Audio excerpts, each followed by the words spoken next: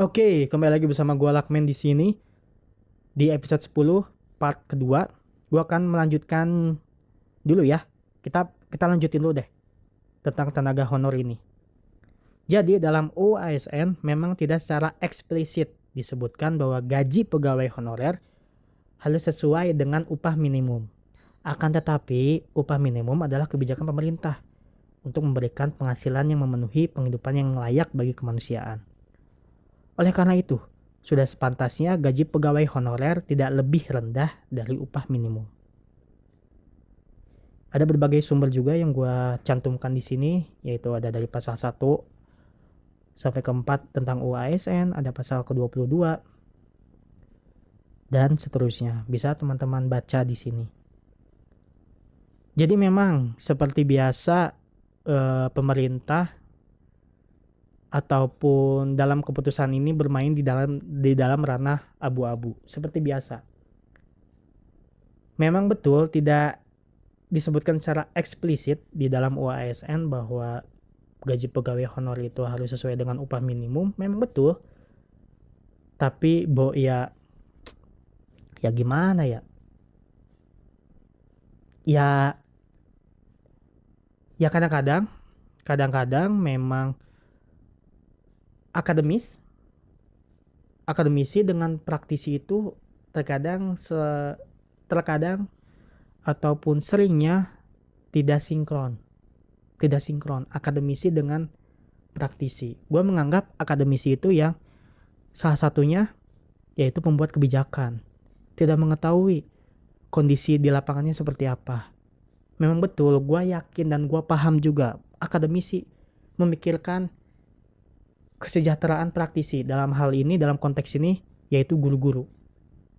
Gue yakin, gue paham juga akademisi atau pembuat kebijakan pasti memikirkan kondisi atau nasib guru-guru nih sebagai praktisi.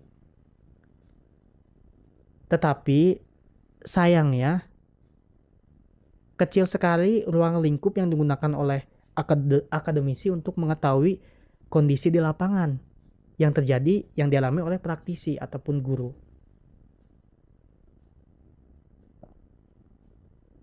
Betul, tadi udah dibahas bahwa honor itu memang berhak mendapatkan upah minimum. Tapi kenyataan di lapangannya masih banyak honor yang di bawah upah minimum. Bahkan upah minimum kota aja nggak menyanggupi gitu. Misalnya upah minimum kota Semarang atau Jogja nggak menyanggupi gitu untuk memberikan upah minimum yang layak kepada tenaga honor, kepada guru-guru honor di kota tersebut, di wilayah tersebut tidak bisa dipenuhi. Oke? Ketika itu muncullah istilah P3K. P3K juga tadi udah gue mention.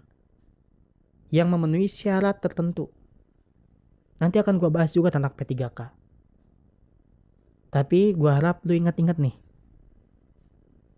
Untuk mendaftar P3K ada beberapa syarat tertentu. Dan syarat tertentu ini nggak semuanya dikasih tahu. Dan mungkin ini terjadi antara adanya gap dari dunia kampus ke dunia kerja. Sejauh pikiran gua mengingat, nggak ada pembahasan dunia kerja itu seperti apa ketika gua menjadi mahasiswa. Oke, mungkin ada pembahasannya tetapi tidak secara spesifik. Harus bagaimana, alurnya seperti apa. Jadi memang banyaknya gap yang terjadi di konteks pendidikan ini. Gapnya saja sudah terjadi di awal ketika lu lulus sebagai sarjana pendidikan. lu nggak tahu tuh kondisi nyata di lapangannya seperti apa. Lu nggak dikasih bekal 100% oleh kampus. Ujung-ujungnya ya lu akan belajar lagi. Di lapangan lu akan belajar lagi dari nol lagi. Ketika di lapangan juga ada juga gap antara akademisi dengan praktisi. Antara pembuat kebijakan dengan pelaksana kebijakan. Ada gap juga tuh. Dan ini akan menjadi tantangan bagi para akademisi, tantangan bagi praktisi. Oke, mungkin gua cukupkan dulu di episode 10 part kedua tentang tenaga honor. Kedepannya ini akan menarik bagi gua, topik-topiknya akan menarik. Gua cukupkan dulu, gua Lakmen pamit undur diri dan dadah.